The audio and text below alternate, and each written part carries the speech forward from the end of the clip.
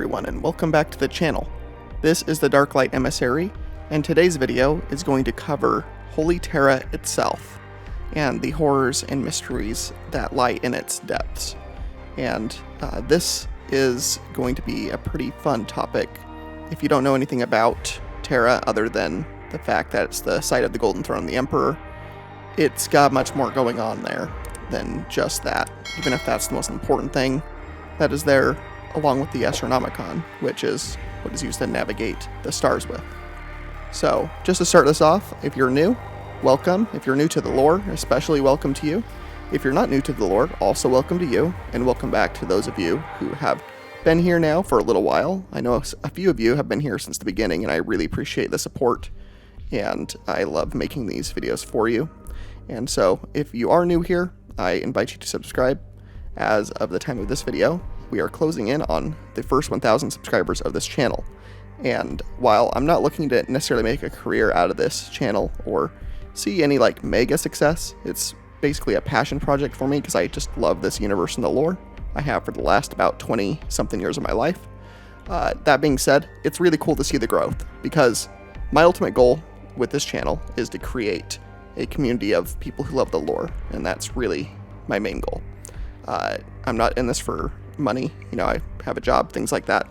Not trying to replace that with this, but that all being said, if you want to be part of a community that takes the lore semi-seriously but knows how to have fun at the same time, this is the community for you, and I'm trying to build that out here. But I digress, and I did not mean to turn it into that at the beginning of this video, but I felt like it was important at this point to say a couple of those things for those of you arriving, and for those of you who've been watching and maybe not subscribed yet, not sure about this channel yet and what the motives are. But that being said, let's start talking about Terra.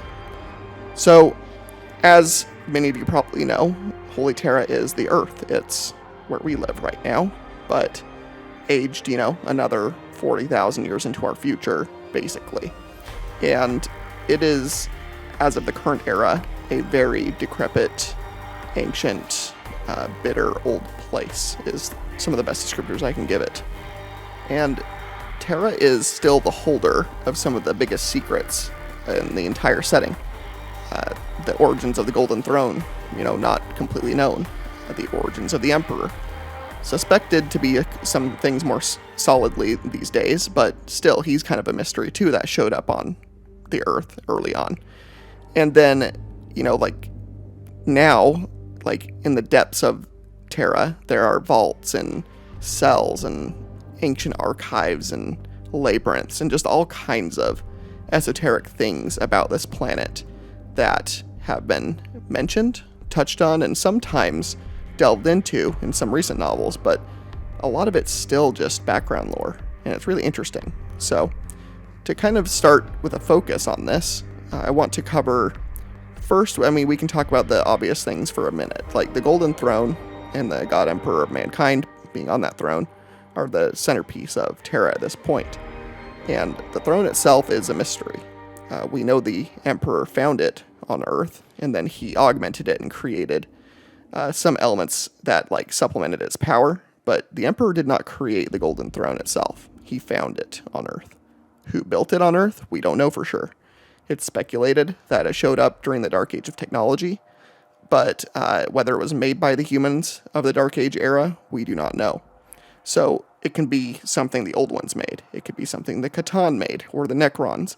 We really do not know the origins of the throne, and the Emperor might not either, but he knew what he could use it for, and it amplifies his psychic powers exponentially, and he uses it right now to hold back endless tides of demons from breaking into Terra from a webway portal that broke during the Horus Heresy due to Magnus, the Red's actions, one of his Primarch sons. That's all I'm really going to say about the throne. It's a fascinating piece of technology that is still mysterious. And the throne room and the Emperor, it's such a powerful psychic beacon in there that most beings can't step in there and not be blinded by basically the cage star of his power. His psychic might basically bleeds from him.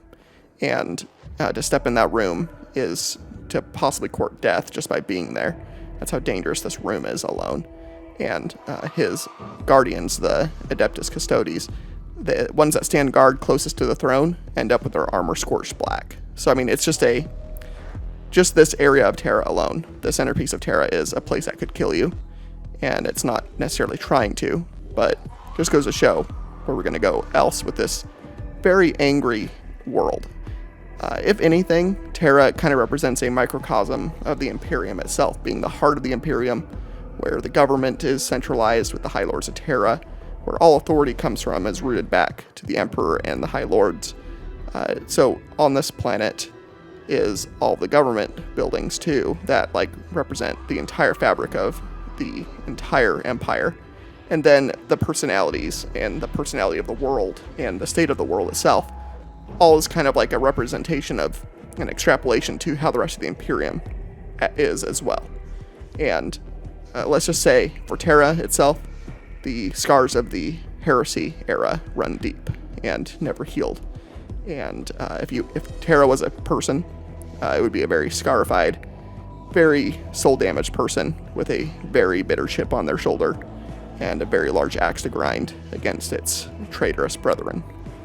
But not just the traitors. Even if you are a loyal son or daughter or mutant or whatever to the throne of Terra, just stepping foot on Terra is going to be a threat to your existence. Whether you're a pilgrim that's just there to try to like see the sights, which happens a lot, or even if you are all the way to the level of a custody, one of the most powerful individual fighters in the galaxy, even they occasionally die on Terra.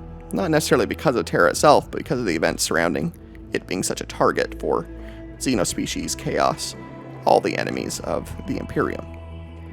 And so one other thing I want to impress about Terra is during the current era of the 41st, 42nd millennium that we're in Warhammer, this planet has basically been overtaken by cities, by hives. It's layered with just endless architecture, basically, for millennia, for the last 10,000 plus years. Any barren lands have been built over in either mausoleums and cathedrals in honor of the Emperor, or taken over by his organizations to help supply the Imperium with its administration and supply needs. The entire world is encased in Imperial iron and manipulated matter, basically. And underneath it all, if you go deeper into anywhere on Terra, things start getting darker and weirder. We're going beyond the underhives where like menial people and mutants and things in the dark live. We're going like into the past, basically. Down in the deeps of Terra are hidden vaults and hidden secrets, some which the Emperor knows about, some which others know about, and some which no one knows about. And one of those first places we're going to talk about is the Dark Cells. So the Dark Cells are a major location that is talked about a lot in the lore. There's not actually too much known about the Dark Cells, other than the Emperor used them to seal away a lot of dangerous stuff from the Age of Strife and Old Night. Very dangerous beings, artifacts, just all kinds of stuff was sealed away in the Dark Cells, never to be opened. And essentially, so potent is some of the power of some of these artifacts that it is said if some of them get loose, it could mean the annihilation of the Imperium of mankind itself, and possibly even, threats to a galactic level. I mean, there could be anything in these vaults, ultimately. There could be Catan shards. There could be whole Catans. The ancient star gods. There could be a Catan sealed away in, some weird Tesseract device the Emperor has in the Dark Cells. It wouldn't surprise me. There is a being called the Angel in the Dark Cells. This Angel is kind of like a proto-Primarch, and apparently it was incredibly powerful and took a lot of effort and deaths to get sealed away in the Dark Cells. There are artifacts from Old Night, from the Dark Age technology, and apparently when the latest rift got opened by Abaddon, and separated the galaxy into two, sections, essentially.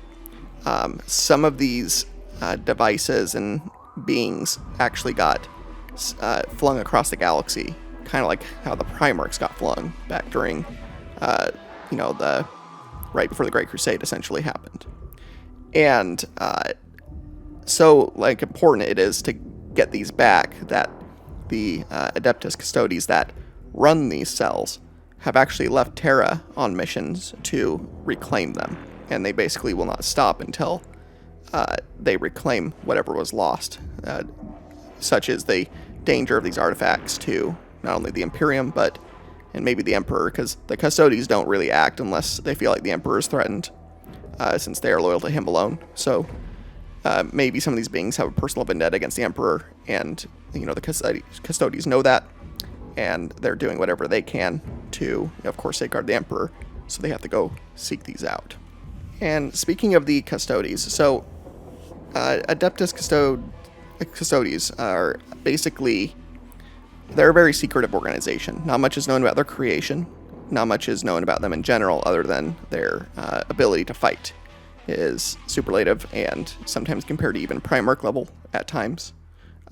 Certainly better than most Space Marines, other than maybe the top champions. And I mean, the original Captain General of the Custodes, Constantine Valder, was able to, allegedly fight Alfarius, which is a Primarch, in single combat, and they kind of match each other, seeming to indicate that at least Valder seems to be close to a Primarch level. At least he's a cloth different from the other Custodes. Anyways, my point being, the Custodes run these cells, and the ones that run them are known as Shadowkeepers. And they are all dark armored, and there's always 100 of them guarding these dark cells at any time. And interestingly enough, even this area, it's got such a dark aura to it that even the Custodes who, will fight a demon and not blink, or will, they can stare horror in the face and not be shaken. And apparently something in the dark cells, whether it's the overall atmosphere, certain entities, something there shakes even them a bit. And so what could that be? I don't know. Space Marines are known to know no fear. Well, that's slightly untrue for Astartes, but for Custodes, that's certainly true. Custodes don't seem programmed to really feel fear. So what could shake a Custodes' constitution to any degree? Makes you wonder. But anyway, these Custodes that guard these cells are at odds even with the rest of their organization. Custodes are a very tight-knit brotherhood, but even this group of Custodes seem to kind of be at odds with their brothers most of the time, and are kind of seen as a bit more sinister than the rest of them.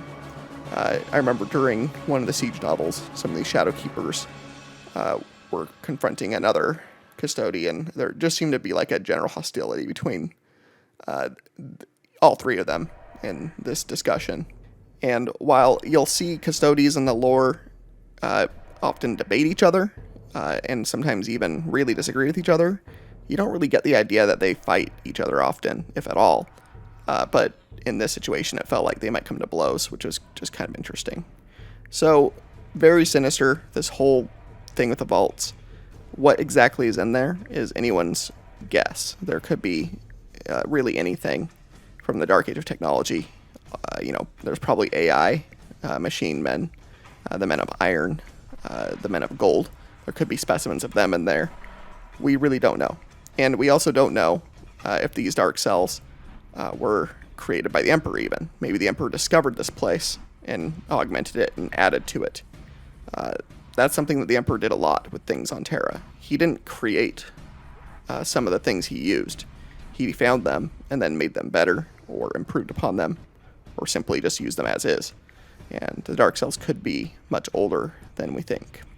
Alright, so moving past the dark cells, this next bit is just a bit of speculation from me on a separate topic. So there was a book in the Horus Heresy series called The Outcast Dead. This book was kind of maligned for a couple of legitimate reasons, and but one of the things that it was unique for in the Horus Heresy series was it followed a group of traitor Marines, although they weren't essentially traitors, but they were arrested during the heresy because they were part of like a multi group of Marines from each of these legions at the time of the heresy away from their legion, and then because their legions were traitor, they got put in prison on Terra. So you have those as some characters, and then you have an astropath who is a main character, and essentially those Marines end up guarding this astropath because he has a message, and the message that he has is important to get to the Emperor's ears, or he's communicating with the Emperor. Something important is happening there. I don't remember the book really well, but regardless, the reason I'm bringing it up is it's also unique for taking place completely on Terra, and you get to see bits of Terra, like some of the city and Underhive type of stuff in the 31st millennium during the very end of the Great Crusade, beginning of the Horus Heresy era. And this is long before the traitor fleets show up and mess Terra up, so we are seeing Terra in its mid-transformation stage from, this shining beacon of progress to what Rogue Aldoran is doing to it to get it prepped for the traitor legions to show up for the final siege of Terra. And one of the really cool things about this book is not only do you get Terra and some of it, you also get a couple Thunder Warriors showing up. And if you don't know what Thunder Warriors are, I'll put a link in the video to a video that I have that covers the Thunder Warriors and in more detail, but essentially the Thunder Warriors are your proto Space Marines. They were a bit more powerful and overall more aggressive than Space Marines, but they were also more unstable, especially psychologically and sometimes even physically. So they got completely replaced by Space Marines. And essentially, though, they were what, came before. And eventually they were purged by the Emperor, and it was speculated that they all were wiped out. But this ends up not being the case as of this novel, where at least 2 Thunder Warriors are shown to still be alive, hiding out amongst the population of the city in the foot of the palace of the Emperor. And one of these Thunder Warriors' names was Eric Tyrannus, and this Thunder Warrior had the title Lightning Bearer, and apparently he was one of the most legendary Thunder Warriors. Apparently, the Astartes know him as some kind of poster child legend from the days of unification. He and a friend of his, another Thunder Warrior, survived the culling of the warriors, and then they went underground and essentially started running a crime empire, in the underworld of the Imperial city. Whether or not the Emperor knew of them is unknown, but I bet he probably did. He just didn't care enough he knew they weren't a threat to him. If anything, Arik showed that he was almost still loyal to the Emperor in a weird way. At one point, these Astartes run into them and are, talking with them. And Arik basically says, yeah, we were a means to an end. And he said it basically kind of matter-of-factly that, it was planned for us to be, replaced by you guys. And that was the most shocking thing that the Astartes say. He didn't seem to be hateful about it. He seemed like he almost had expected it. And despite expecting it, he decided to, not allow that to happen to himself. But still interesting to note. And the main reason why Arik shows up here is he wants some of the progenoid glands of these Space Marines, which the progenoids are also known as the gene seed of a Space Marine. Essentially, these are the governing organs that are essential in turning a regular human form into ultimately a Space Marine. And these are the organs that are often harvested after battles, if the Marines are able to be re-implanted into future generations of Space Marines. Now, Arik wanted these because he was able to uncover a lot of the science that the Emperor used to create his gene crafting. And he knew his body and mind were failing, like all the Thunder Warriors were to different degrees, but he seemed to at least have his mental faculties, and physically he was still very intimidating and powerful, but he had, he still had a limited amount of time left to try to solve this issue, and he kind of figured out that if they got some progenoids, that they could possibly at least extend their life for a certain amount of time. And so in an ensuing conflict, Arik is able to harvest the progenoids from one of the space brains that dies in the ensuing chaos, and in his lab he is able to successfully clone the progenoid glands. And so that's where we're left with these Thunder Warriors. They're never brought up again after this book, but it's insinuated from there that they were able to implant these progenoids into themselves and thus extend their lives indefinitely. And so my speculation, after explaining all that, is I don't know about all the way to the 41st millennium, but how much longer did these two Thunder Warriors, and maybe a few others they knew, that if they were able to keep making progenoids, how long did they live for on Terra? Did they survive the Siege of Terra? Did they participate in the Siege of Terra? Or, escape to a safe distance, essentially, go hide out in the wastes somewhere? We don't know. But my speculation would be that these Thunder Warriors did live past the heresy and were in the depths of the underworld of Terra, still running crime world stuff there, still, kind of staying hidden. But it's interesting because the Thunder Warriors that are in some of the other books during this era, one of them runs into a custody down in the depths, and this custody was hunting some infiltrators from the Alpha Legion, and comes across a Thunder Warrior also down there, and essentially the custody wasn't really like that hostile to this Thunder Warrior, and even allowed the Thunder Warrior to help him hunt these infiltrators that were, paving the way for Horus's legions to show up. And so it's just interesting. There's like this kind of like healthy respect that the custodians have for the Thunder Warriors, despite having culled them in the past, and it doesn't seem like they are on a, shoot at first sight relationship with the survivors, and the survivors don't seem to essentially bear any super bitter ill will towards the Emperor, which I just find interesting. So whether they're alive or not, I kind of speculate there's a couple of them still alive, at least for maybe 1,000 more years after the heresy at most. Maybe they'll show up during the Scouring era, or, just an in-between era story. It would be nice to see a follow-up on Arik and his companion, and maybe they gather the rest of the Thunder Warriors for some glorious last stand, like actual last stand, versus the one in myth and legend that supposedly wiped them all out. So that's just some speculation there about, a group of characters from a bygone era that are secretly, on Terra, and just kind of goes to show some of the secrets are kind of in plain sight if you look for them, so to speak. And then the last thing I'll put in for this video that I'll just put in is it's kind of a broad term. I'm just going to say labyrinths in general. There is endless amounts of just labyrinthine paths and secret ways throughout the entire planet. One of the best examples of this that I have, it comes from the older Soul Drinkers novels.